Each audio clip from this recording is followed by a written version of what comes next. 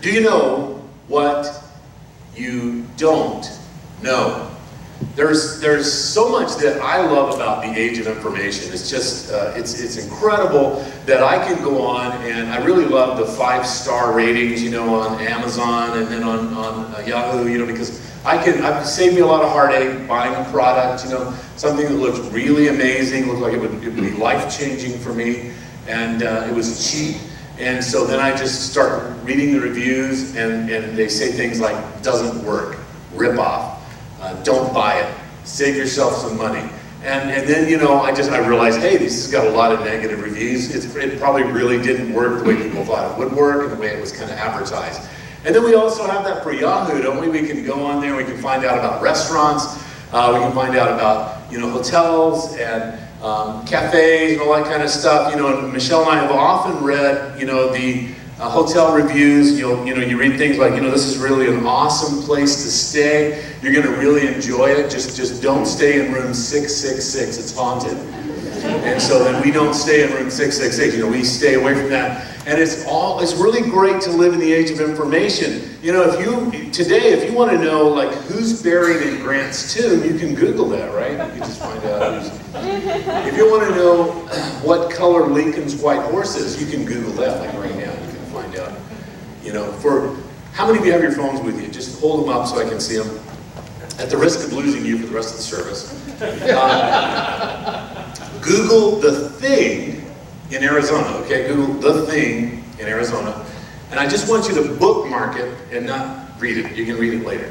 The thing. It's legendary in Arizona, and there are all kinds of signs. If you ever traveled down I-10 at all, you have seen these signs kind of trying to get you to go to see the thing.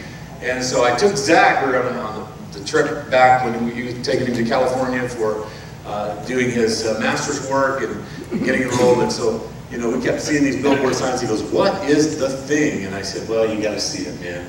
This is going to change your life." And it cost us like a whole $1 to do it. So you're going to want to pull off the side of the road and go see the thing. Besides that, you can get a milkshake while you're there, okay? So just bookmark it, read it later, and you can catch up. But we're in the age of information. But how many of you know that even though we have all of this information, it really doesn't prepare you for surprises for your what's next, does it?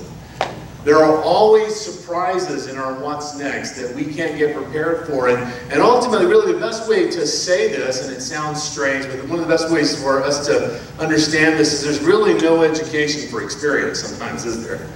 It doesn't matter how many books you read. It doesn't matter how many stories you've heard. It really doesn't matter how much research you've done. There is absolutely no no education for experience. Sometimes you just kind of have to experience these things, no matter how many books you read, no matter how many videos you watch, no matter how many blogs you consume.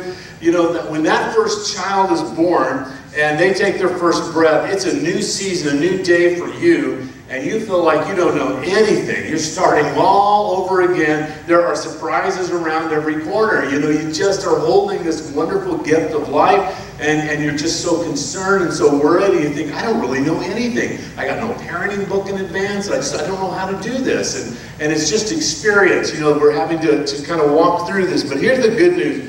Just because you don't know everything about your next season, it doesn't mean you can't be prepared for your next season. And last week we talked about what Michelle was touching on, that God has already been in your tomorrow.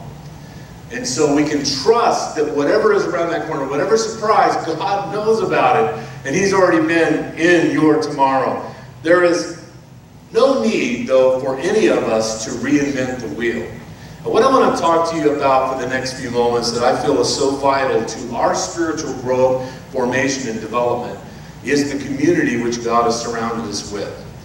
Church, the people who love God, who care about Him, those who are pursuing a relationship with Him and are in love with Him and growing in Him and maturing in Him. God has surrounded us with a wonderful community of believers.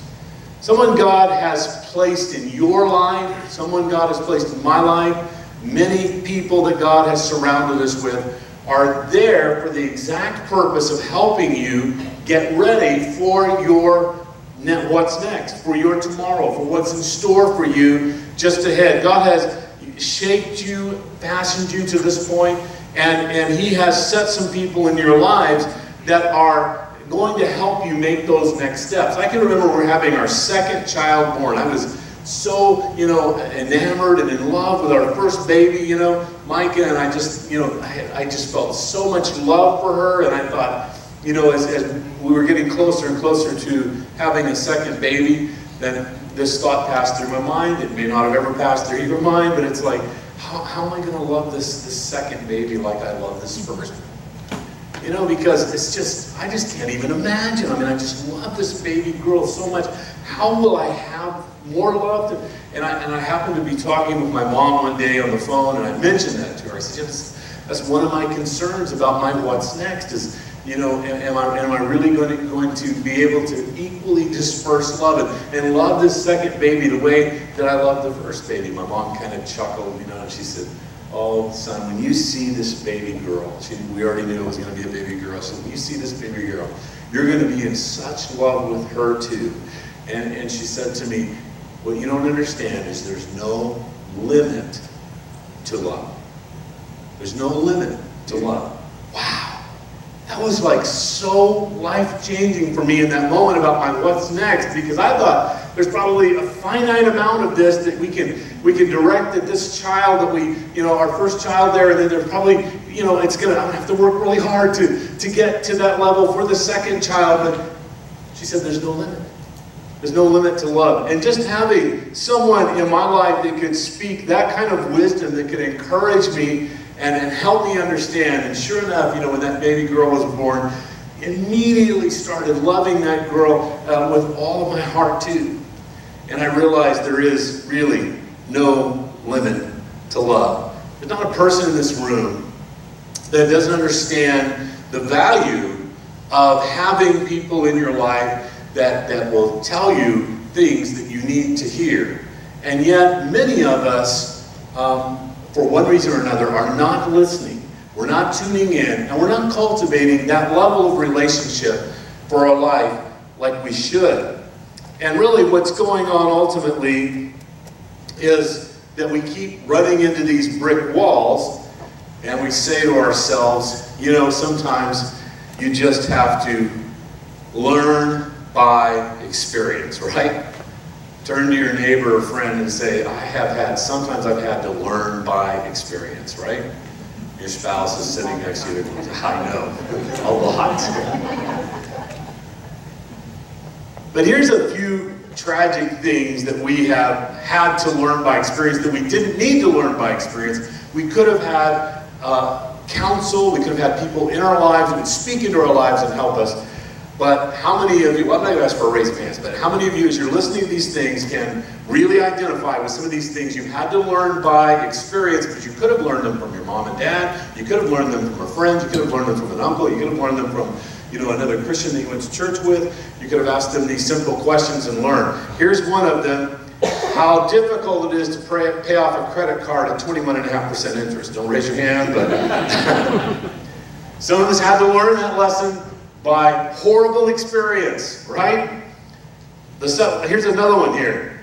Why it's important for us to demand that the car dealership tell us the bottom line of the price of the car and not the monthly payment. Right? Oh, this is a great car, Mr. Kirkpatrick. You can own this car for only $350 a month. Oh, I can make that payment. That's awesome. Yeah, $350 a month for the next 10 years, or as we like to say at Crooked Dealership here, 120 months. Yes, that's right, Mr. Kirkpatrick. For $42,000 plus interest, you can own this fabulous Ford Fiesta. And it will be yours for 10 years. Here's another one that we could have learned, but we didn't necessarily learn the right way, and that is, how do I make things right with my spouse after we fight? What is the process of an apology? Is it just I say sorry and throw some flowers at her, or is there more to it than that? Here's another one that we sometimes have learned difficult by experience, and that is, how can I break an addiction? What do I do if the baby won't stop crying? From practical things to theological things. There are many things that come up in our life that need answers, and we have not cultivated advisors around us to help us and to encourage us. Now, here's a couple of questions that we need to ask for this morning as we dive into this a little bit deeper. The first one is, do I have the right people speaking into my life? We all have people speaking into our life, but are they the right people speaking into our lives? And I would submit to you that you need to make sure that if you have a contingent of people speaking into your life, that the larger section of those people love Jesus and are following him and are disciples, pursuing the things that he wants to pursue, because they are enlightened not only to the things that all of us might go through and things like that, but on the spiritual side are there to encourage and to help you and to lift you up in your walk with Jesus Christ. The second question that we need to ask ourselves is, first of all, do I have the right people in my life? The second question is, am I willing to listen? And that's a real important question for us to answer. And we're going to just kind of go through 4 things that, trouble us and really keep us from listening to the counsel and things that people bring into our lives. But it is so important that we have a willingness to hear and to allow people to speak into our lives. We give them permission to speak into our lives. Over the years, Michelle and I, in pastorate ministry, we've had both kinds of people. We've had people who eagerly come, they want to hear, they want to learn, they want to grow, they want to develop. And we've had people that we just felt like we did not have an ounce of permission to say anything in their life. And they would go from one train wreck to the next train wreck to the next train wreck.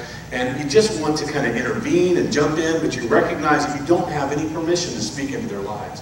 We need to give the people that God has placed around us permission to speak into our lives. Here's what the Bible says out of Proverbs 27 and 17. As iron sharpens iron, so a friend sharpens a friend. As iron sharpens iron, so a friend sharpens a friend. All right, we're going to dive into what we were talking about, what the reading was about earlier. Michelle was reading the passages. The first one was out of Proverbs 11:14. For lack of guidance, a nation falls, but victory is won through many advisors. Now, if this is true, and I firmly believe that it is, why don't we do it? Why don't we do it?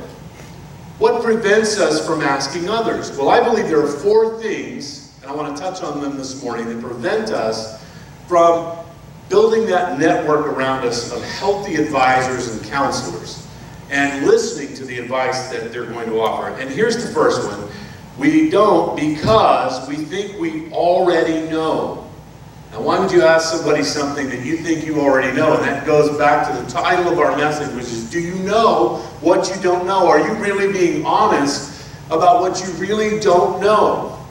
Or are you trying to fake it until you make it, And we have to begin with honesty, and we have to say, I really don't know this, and I really need to get to somebody, and no matter how stupid this question seems, I don't really know how to go about getting an answer for it, so I need to go somewhere, and I need to talk to someone who cares about me and loves me, and is going to give me some advice.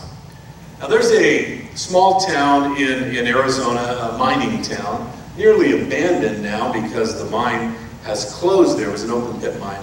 The town of Bisbee. How many of you have ever been to Bisbee or heard about Bisbee? Okay, you've been to Bisbee. Have you ever been to the One Book bookstore? No. In Bisbee, there's the One Book bookstore. That's it, one book. The author's name of the One Book bookstore, and some of you are age information, I'm Googling it right now. Don't, I'm going to tell you about it, okay?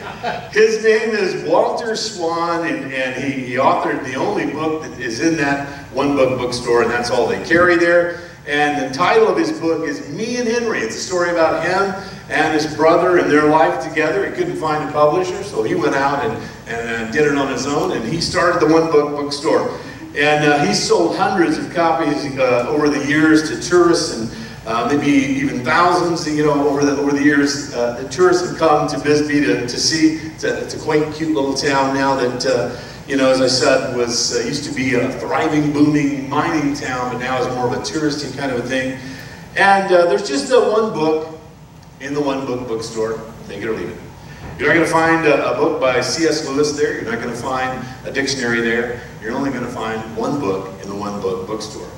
You see, I thought about that and I was thinking that sometimes we think we know, right? And so there's only one book in our bookstore, and it's us. And we'll sign it for you if you want.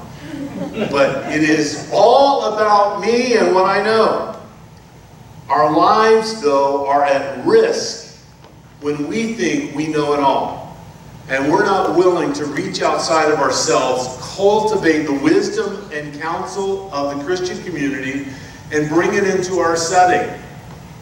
You know, in the age of communication, we're really struggling with this. You can see it on the internet and social media. There's a whole bunch of one-book bookstores.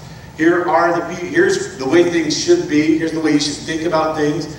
And there's no openness to other insight or wisdoms. They're already bent in a direction. They think this is it. I'm just publishing it so all the rest of you can grow up and learn how to live, right? And so there are I don't know how many Facebook people there are. There's 300 million in the United States or plus, but there's 300 million one-book bookstores. You guys want to go and buy that book and learn from that person, you can. But it's a danger to us when we are in a place that we think we know already, and we don't need any outside advisors. The second passage that she read for us, Proverbs 26:12, do you see a person wise in their own eyes? There is more hope for a fool than for them. You see, knowing what we don't know is the first step to knowing what you don't know. It's the beginning. We can make a list of what we don't know, and we can then start seeking out the experts, the people that are in that arena, or people who would just give us good counsel. Michelle and I, early in our marriage, were on a search for how to have a successful life together. We made a commitment to one another when we got engaged. We want to grow old together. We want to spend our entire lives with each other. We want to, we don't want to be a part of that culture that, is together for a short season, then divorces and goes off. We want to be together and grow old together. And so we started seeking some wisdom outside of us. And we talked to couples who've been together a long time. And I remember one of the elderly couples that we spent some time with had some meals in their home. Were telling us the value of laughter. You need to be able to laugh. You need to be able to laugh at each other. You need to be able to laugh together. And that's been a huge part of our life together is her seeing me in the morning and laughing. No, I mean, the fact that we are able to just really enjoy life and see the humor in things that happen and not always be uptight about things. And there were other people throughout our life who gave us pieces of wisdom. Financially, they gave us wisdom about how to live. Her mom and dad were really good, very fiscally responsible people. And they had a lot of talks with us about financial responsibility. I remember one time they gave us a large gift. They had sold something or something happened. And so each of the kids, they gave it was a large amount of money to us. Today, it might not seem like a large amount. It was big for us because my weekly salary at that point is about $260 a week, and so to get like a month's worth of salary in just one time, that was huge, and so in all of our wisdom, we went out and bought an Atari game system. That was a wise investment, And they would call us in and have some conversations. Here's what you could have done. You could have paid a little bit more on your car. You could have but that's no fun, But we learned that these people had some wisdom that we needed to get. And so we would go sit down and talk with them before we made major financial decisions, before we bought a car, or before we bought a home, or before we did major things. We would sit down with them and say, what does this look like? And what do you think? And what's your advice? And what's your input? Knowing what we don't know is so important. The second reason that I think that at times we refuse the counsel or don't allow counsel into our lives is that we think we know what they're going to say and we don't want to hear it, right? We've gotten comfortable surrounding ourselves with the yes men and the yes women of our lives, and they always agree with us, and they always tell us what we want to hear, and of course we know right where to direct things. Here's what I think, and oh yeah, me too. And they're right there with us on the same page all the time. And we don't want to go somewhere where somebody says, no, it's no fun. How many of you ever had someone say no to you, that's not a good idea? That's like not fun, right? I mean, it just it's not very enjoyable. And so we don't want those people to be speaking into our lives. We think we know what they're going to say, and we really don't want to hear it. Now, if you have advisors, they usually consist of people that will agree with us, but God wants to challenge us to get advisors in our life who are going to tell us the truth, who are going to speak some wisdom into our lives. It's not very much fun to hear things that we don't want to hear. Number third reason that we struggle building this counsel of wisdom around us is that we are afraid to be honest. We're afraid to be honest. This is a legitimate issue. And you have some real history, all of us do along this line, of being transparent in your life and getting hurt. Is there anyone in this room that has been transparent in their life and did not get hurt? Raise your hand, because I want to talk to you after the service and spend some time with you. Okay? Whenever we open our lives up, we are at risk. And that's why we struggle to get this counsel built around us, to get wisdom around our lives for what's next steps. Because inside every person on the planet is a junk drawer, right? I mean, all of us have junk drawers at home. We don't ever want anyone to see that. If they come to our house and go, "Where are the spoons?" Do not open that drawer. It's right over here are the spoons. Because everything's going to come popping out of that drawer, right? And it's just a junk drawer, it's a collection. And all of us have junk drawers. We have dark places in our life, things that we may not want people to see, weaknesses that we've been trying to hide. We're trying to show them the best side of us, and we don't want them to think that we might not be as wise as we have portrayed ourselves to be, or we might not be, as gifted as we portrayed ourselves to be, or we might not be as sound in our counsel as we portrayed ourselves to be, or that, we are not what we want people to see. And so it's a real struggle for us to be honest and to open up. But honesty requires vulnerability, and vulnerability is always risky. Every meaningful relationship, though, requires honesty. And Jesus had a lot to say about this. And this is a whole nother message just to talk about this alone. But Jesus gave warning to the disciples. He just said, look, and I'm going to paraphrase what he said because I memorized this from the King James Version. It's impossible, what offenses must come. But woe to them that offend you, because it's better for them that a millstone be tied around their neck and they be cast into the sea. Okay, let me just paraphrase that in modern English. Jesus is saying you cannot stop people from hurting you. But that is not an excuse for you not to be vulnerable and open your life up. I want you to be vulnerable. I want you to open your life up. He said, I will deal with people who mistreat you. I will deal with them, and I will bring correction into their lives. And the purpose of that correction is not to punish them for hurting you, but to try to get them back in right relationship with me. You don't worry about what, the fact that you have been wounded and hurt by people in your past. Don't let that be the track record for your future. You close off, you wall up, and don't let anyone talk to you. You always be willing to open up, especially in the community of faith. Guard your heart. It's a wellspring of your soul, but in the community of faith, where people really do love you and have shown they care about you, open yourself up and let them see inside of you. Intimacy is into me see. And if you're going to have meaningful relationships, it's going to be because you were intimate and you've opened your life up and people have seen inside you. And they've seen a little bit of themselves in some of the actions that you've done. And they've been knit to you and bonded to you, saying, our struggle is the same. Let's work together to encourage one another and help one another be the best we can for God. Proverbs 15, verse 22 says, plans fail for lack of counsel, but with many advisors they succeed.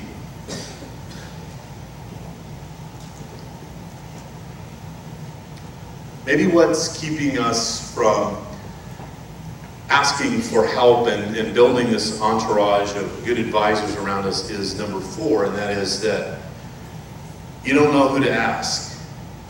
You don't really, it could be that this is a fresh new way to think about things for you this morning, and you legitimately are saying, you know what, if I want to start doing this, if I want to put this into action for myself, I don't even really know where to start at this point. I'm new to the city, I'm new to this experience, I'm new to Christ, a walk in relationship with Him, and I really don't know where to begin. How do I start this? Or maybe it's just that, you've never really done this your whole life, and even though you've you're a Christian, you've grown up, going to church, you just really haven't built a network there. Your network's at school, or your network's at work, or your network's somewhere else. You're like, I've never really thought about this, and it's important. I do need to learn how to do this.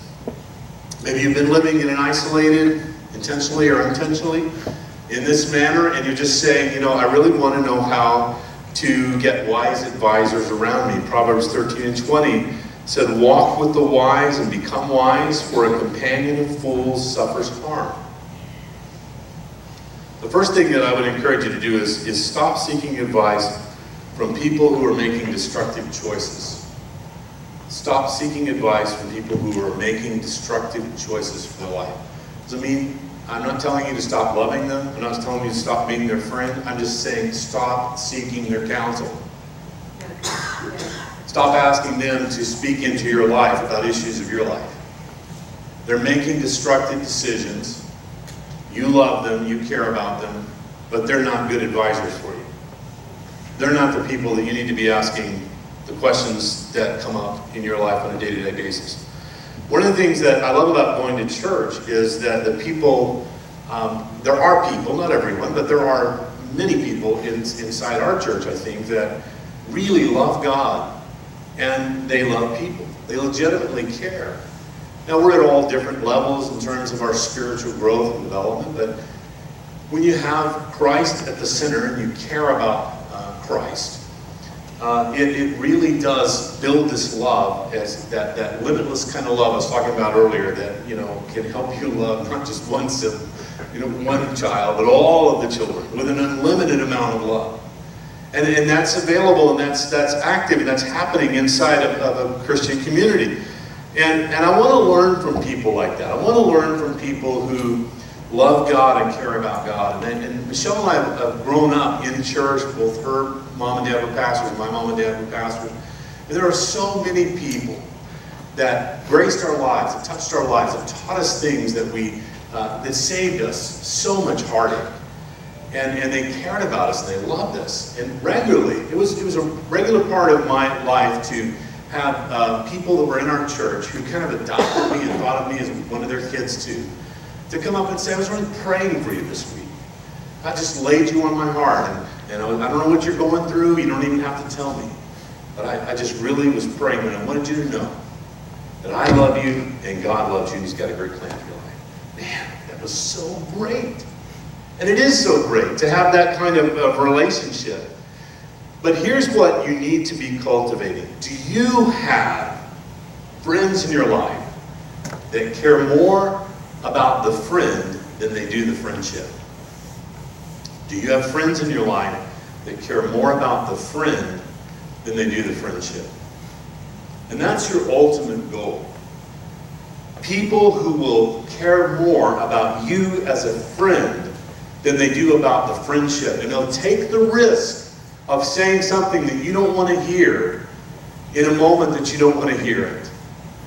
To let you know they care more about you as a person, as an individual, as a friend to them, than they really care about whether the friendship goes on. They're going to speak words of wisdom into your life. They're going to tell you there's some red flags in the relationship you're pursuing with this girl or with this guy, and I just have to speak up. I know it would be easy for me to sit back and not say anything, and I'm risking you saying that I'm just jealous or whatever you might think, but I'm telling you that I'm seeing some red flags, and I would not be your friend if I didn't tell you about this and tell you how much I care about you, and I don't want to see you get hurt.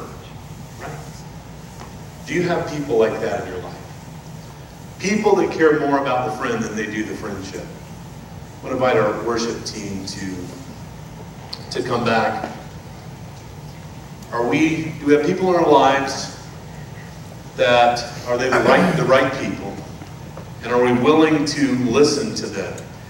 Raymond Newman has always been a graduate speaker, many graduations.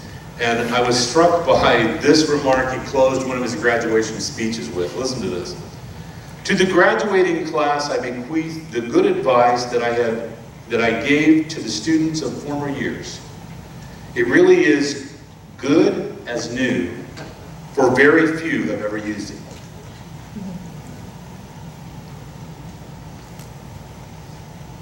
What might we have done with our life if we had sought good advice and surrounded ourselves with good counsel? The good news is it's never too late for us to begin that. We can save ourselves a lot of heartache going forward.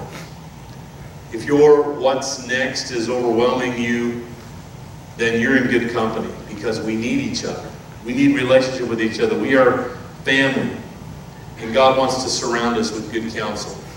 As our worship team leads us, I want to invite the prayer team to come forward, whoever would like to pray with those in need today. And I'm going to ask you, whatever is going on in your life right now, you may be facing a what's next. It could be a happy occasion. There's going to be a baby, a new job, moving to a new area, whatever the excitement may be.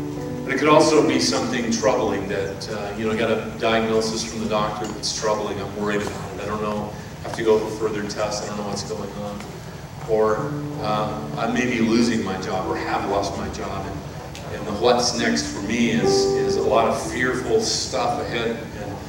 And, in Christian community, this is the kinds of stuff we need to be able to bring to one another. And to love on one another and encourage one another. You may not be ready to divulge deep personal details. You don't have to. You can just come to the prayer team and just say, I just need prayer today. I just need encouragement. Can you pray for me about this, or pray for me about that, or pray for me about something else, whatever it is. Whatever your what's next is. And then I think that, one of the things this does too is it begins to bond us together. There are people that we've connected with in the church that we're saying, I want to deepen my relationships. In the fall, we're kicking off small groups again. I'd love to see all of you in some of our small groups. We need host homes. We need small group leaders. And I would love to see all of you in small group, because this is the place that we kind of become accountable to one another and we talk about intimate things. Our small group this last season was so great. And people were just kind of opening up about their lives. And it helped me a lot, because I went home, I could pray in very focused direction for particular needs in our group. And not only did I get to pray about it, but I got to resource. So, we'd find out someone was struggling finding a job. We would connect them with some people who could help them with a resume. They'd help them with another network. So it went beyond just being able to pray for them. We were able to, sometimes we found out a financial need. And we had a young lady that was going on a mission trip, has been gone. We found out a lot about what was going on with her. I felt, personally I should contribute and help out. And, these are the kind of things we discover in small group about one another, and we can be there to help each other out. Do you have a friend that cares more about the friend than the friendship? Will you stand with me this morning as we worship the Lord? And as God tugs on your heart, come and let the prayer team agree with you for needs in your life.